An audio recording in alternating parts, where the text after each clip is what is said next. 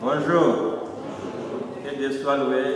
Lui qui nous a permis d'être ici dans son église, dans sa maison ce matin. Je suis content d'être avec vous ce matin encore. Et avant de commencer, j'aimerais juste corriger une petite chose que mon ancien audience a dit. Il a dit une personne spéciale, mais moi je pense que s'il y a une personne spéciale parmi nous, c'est le Saint-Esprit. Et la chanson que nous venons de chanter, Dieu Tout-Puissant, c'est une chanson que j'aime beaucoup. Et si vous étiez dans une classe, j'allais vous demander qui aime cette chanson. Mais je connais déjà la réponse, je sais que nous tous nous l'aimons. C'est une chanson que beaucoup de gens aiment. J'ai regardé l'histoire de cette chanson. On dit que la personne qui l'a composée, c'était à l'année 1885. C'est une chanson qui a été populaire. C'est une des chansons qui sont aimées partout dans le monde et dans toutes les églises. Et elle est aimée non seulement à raison de ce rythme qui est beau, mais aussi de la profondeur de ses paroles. Hein?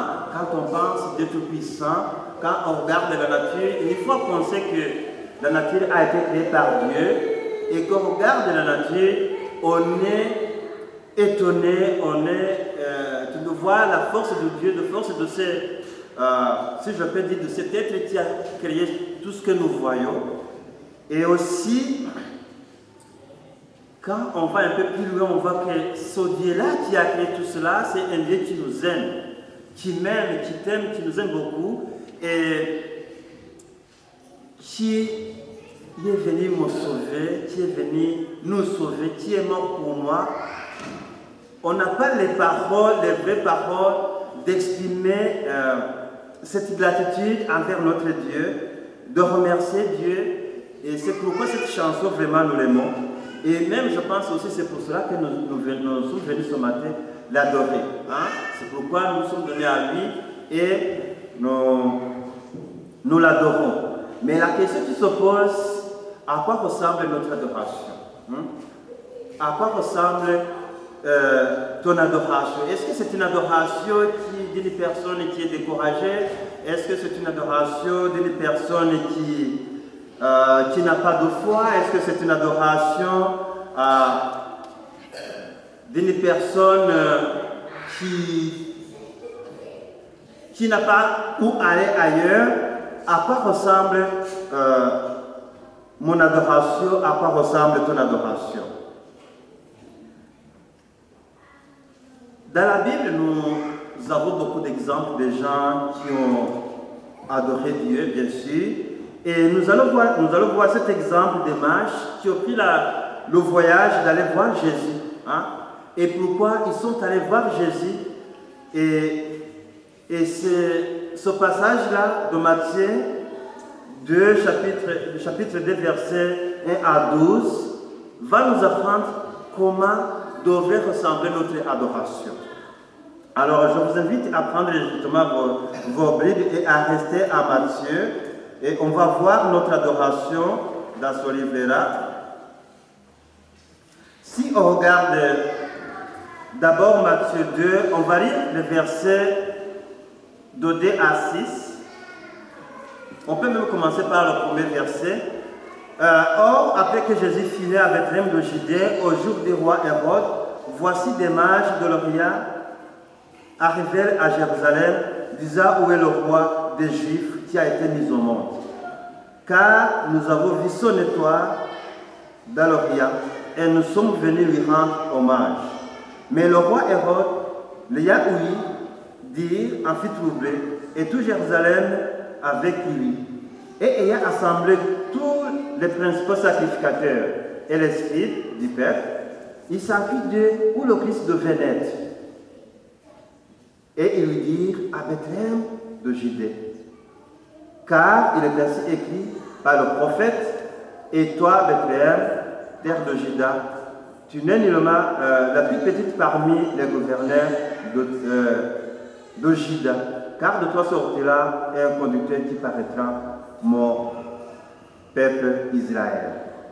D'abord, dans ces versets, on voit que ici, ces mages ont entrepris ce voyage avec foi. Ils étaient déjà qui avaient la foi. Pourquoi? Parce que quand ils ont su que Jésus est né, ils ont vu l'étoile, ils se sont rappelés de ce que le prophète avait dit. On voit ça, ça a été prophétisé par le prophète Michée. Si on regarde à Michée, on va voir cette prophétie. Alors, ils sont rappelés de cette prophétie, et c'est par la foi qu'ils ont entrepris ce voyage. Ils sont allés à Jérusalem. Mais aussi, on va voir que le voyage, ces mages-là étaient déterminés. Ils avaient la foi et ils étaient déterminés. En arrivant à Jérusalem, ils se sont dit, comment on va savoir où est né le Christ? Mais on peut aller demander le roi. On peut aller demander ces gens-là, ils doivent nécessairement savoir où est né le Christ, parce que nous sommes sur son territoire. Alors quand ils sont allés voir le roi, évidemment, est-ce que le roi leur a donné la réponse? Non. Le roi a appelé les sacrificateurs, les scribes du peuple. C'était déjà qui était supposé de savoir où est né le Christ et quand est né le Christ. Est-ce qu'ils ont pu donner la réponse? Non. Et on peut voir cela dans ces versets que nous venons de lire, même si on lit le verset 7, de 7 à 9. Alors Hérode ayant appelé secrètement les mages, s'est formé exactement auprès d'eux du temps de l'étoile qui a percé. Hein? Même ça veut dire que même le roi et les autres qui l'avaient appelé, ils ne savaient pas que c'était le moment, que Jésus était né. Ils ne le savaient pas. Alors le roi, qu'est-ce qu'il a dit? Il a dit, ok, savez-vous quoi? Continuez le voyage. Allez, et quand vous allez voir ce petit garçon, et quand vous allez savoir où il est né, revenez me dire où. Et moi aussi, je vais lui rendre hommage. Mais moi, quand en lisant cela, on lui dit, écoutez, on est venu ici, et le roi ne sait pas c'est où, et les principaux sacrificateurs ne savent pas c'est où. Comment nous allons-nous savoir c'est où? Je me dis que c'était un obstacle pour ces mages de continuer le voyage. Ils pouvaient se dire, même le roi et les autres ne savent pas c'est où, alors on peut retourner chez nous parce que ça va être difficile, ça va être compliqué pour nous de savoir où est le petit garçon. Peut-être que ce n'est pas le moment, peut-être que l'étoile que nous avons vue, ce n'est pas vraiment le beau signe de la naissance du roi des Juifs.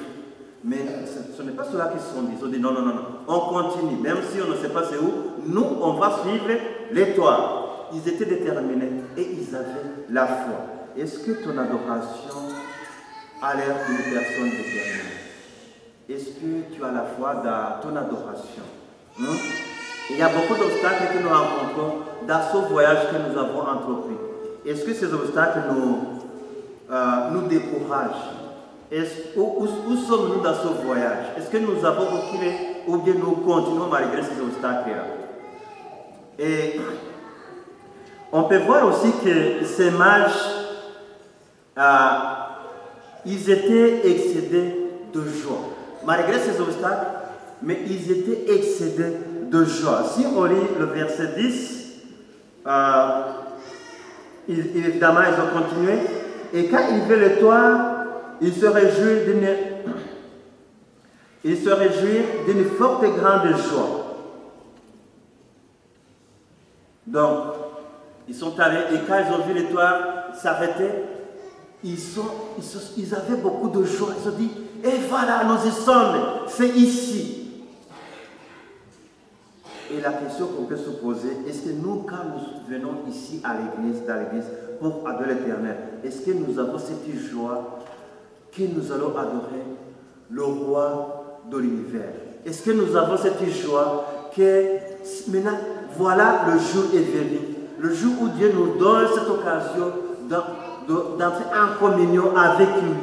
Est-ce que nous avons cette joie de l'adorer? Et cette joie qui ne reste pas à l'intérieur de nous-mêmes, mais la joie que les autres peuvent voir et dire, lui, pourquoi il est excité de joie? C'est parce qu'il adore son Dieu, le créateur de l'univers. Parce qu'il adore son Dieu, le créateur de tout ce que nous voyons. C'est lui qui nous a sauvés. Parce que ce ne sont pas les mages qui ont écrit ces paroles-là. C'est Matthieu. C'est parce que Matthieu a vu ça. C'est les autres qui étaient là, qui ont vu comment ces mages-là, et ils étaient excédés de joie. Et aussi, on peut voir que ces mages, ils étaient humbles, mais aussi obéissants. Ils étaient humbles et obéissants. Si on lit le verset 11 de ce chapitre 2, on peut voir la première partie de ce verset 11. Et étant entré dans la maison, il vit le petit enfant avec Marie, sa mère. Et qu'est-ce qu'ils ont fait? Et se prosternant, ils lui rendirent hommage. Quand ils ont vu le petit garçon, qu'est-ce qu'ils ont fait? Ils se sont mis à genoux et ils lui ont rendu hommage. Et ce fait de se prosterner devant lui, c'était un signe d'humilité. C'était un signe d'humilité, mais aussi d'obéissance. Imaginez-vous, c'est un bébé qui vient de naître. Hein? Tu te prosternes devant un bébé qui vient de naître. Et qui vient de naître où? Ce n'est pas dans un hôtel de 5 étoiles. Ce n'est pas dans une maison d'une grande valeur. Non. Et il n'est pas entouré par des personnes aussi importantes comme le roi et les sacrificateurs et les autres. Non. Il est là avec sa mère et Joseph, son père, et avec les bergers Salomon. Mais ces mages, qui n'étaient pas de simples personnes, se prosternent devant lui. Et alors, et cela, ça nous montre aussi l'obéissance qu'ils avaient envers Dieu, l'obéissance qu'ils avaient envers Jésus, parce qu'ils avaient appris la prophétie. Ils savaient c'est qui cette personne-là. Ils savaient c'est qui ce bébé-là. Est-ce que ton adoration, est-ce que c'est une adoration qui est pleine d'obéissance? Est-ce que quand les autres te voient, et est-ce qu'ils disent que tu obéis Dieu, tu adores Dieu, le créateur de l'univers? Est-ce qu'ils voient que c'est une personne aussi qui obéit Dieu? Hein? Est-ce que notre comportement, mon comportement, ton comportement, est-ce qu'il fait preuve d'obéissance de Dieu? Est-ce que les autres peuvent témoigner que mon adoration fait preuve d'obéissance et d'humilité? Et aussi, comme nous venons de le lire dans ce verset 11, on voit que, évidemment, ils ont offert des louanges, hein? Ils ont rendu hommage à ce petit garçon. Hein? Évidemment, c'est ce qui nous a amenés ici, de rendre hommage à notre Dieu. Mais vous savez quoi? Des fois, nous venons à l'église en ayant d'autres intérêts. Ça n'est seulement pour rendre hommage à Dieu. Oui, mais des fois, nous avons d'autres intérêts. Des fois, nous avons d'autres objectifs. Et plutôt que de venir rendre hommage à Dieu, plutôt que de dire, ça fait 6 jours de travail intense, 6 jours sans repos, et voilà que Dieu nous a donné cette occasion d'entrer en communion avec lui. C'est le moment de lui rendre hommage. À quoi ressemble ton adoration ce matin? À quoi ressemble ton adoration depuis que tu l'as connue?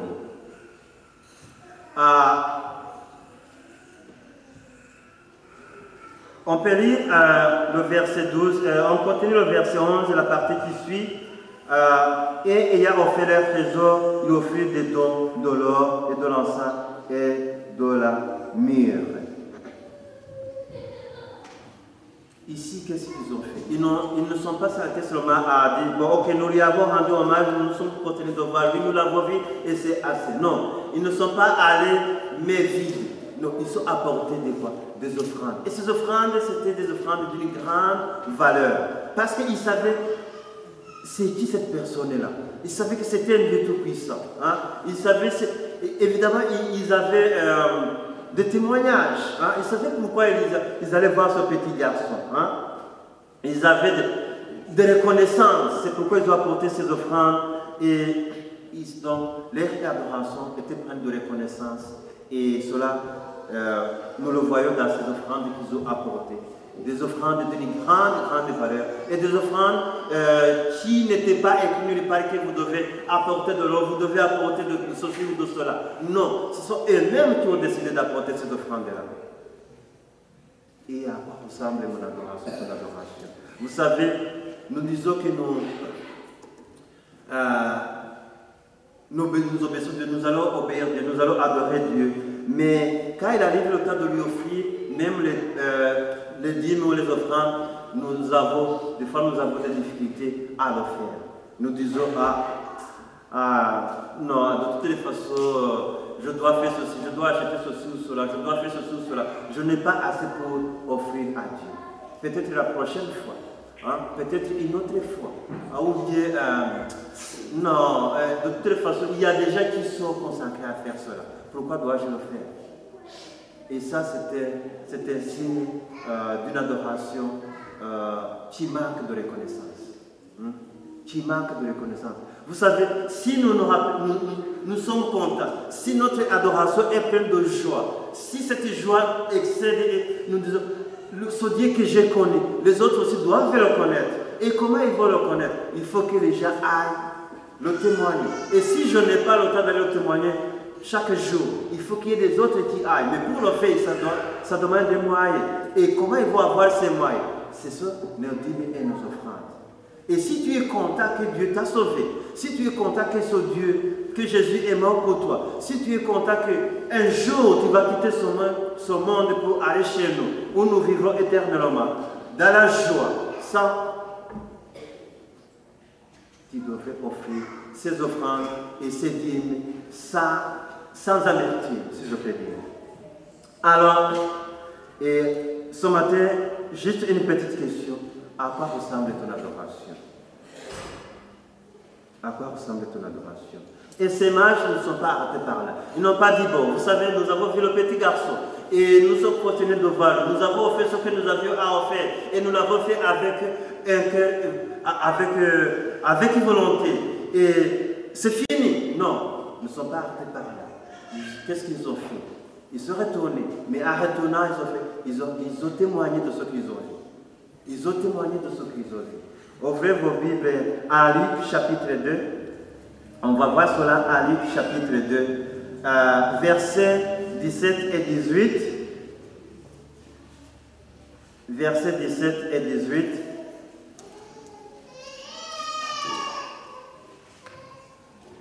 Elle y a vu, ils divulguèrent la parole qui leur avait été dite, toucha ce petit enfant. Et tous ceux qui l'ouïrent s'étonnèrent des choses qui leur étaient dites par les bergers. Donc, ils ont vu ça, ils ont témoigné de ce qu'ils ont vu. Ils divulguaient la parole qui leur avait été dite, toucha ce petit garçon.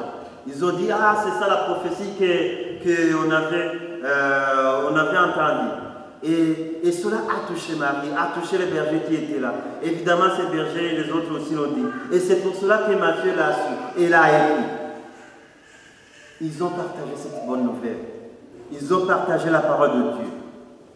Et nous, à quoi ressemble notre adoration? Il arrive que quand nous sommes parmi les autres, nous avons peur de témoigner notre Jésus, de dire qui nous croyons, hein, de témoigner notre foi. Et même en sortant dans l'église, des fois, nous oublions ce que nous avons entendu, ce que le Saint-Esprit a voulu que nous entendions ce jour-là. On dit souvent qu'il y a quelqu'un qui est allé à l'église et puis quand il est retourné à la maison, il y avait d'autres personnes qui n'étaient pas à l'église et puis il a commencé à dire, vous savez quoi, aujourd'hui nous avons beaucoup étudié. C'était excellent, c'était merveilleux. Il dit, vous avez raté beaucoup de choses, vous qui ne sont pas venus à l'église. Et puis les autres l'ont demandé, dis-nous, qu'est-ce que vous avez étudié aujourd'hui? Tout ce que je peux vous dire, c'est que nous avons beaucoup étudié aujourd'hui. Partagez-nous ce que vous avez étudié. Vous avez raté beaucoup de choses, vous qui n'étiez pas à l'église aujourd'hui. Nous avons beaucoup étudié. Mais la personne n'était pas capable de dire ce qu'il avait étudié. à quoi ressemble ton adoration. Que le Saint-Esprit nous aide à adorer Dieu en esprit et en vérité et à prendre de bons exemples d'adoration pour continuer notre voyage. C'est ma prière de Jésus. Amen.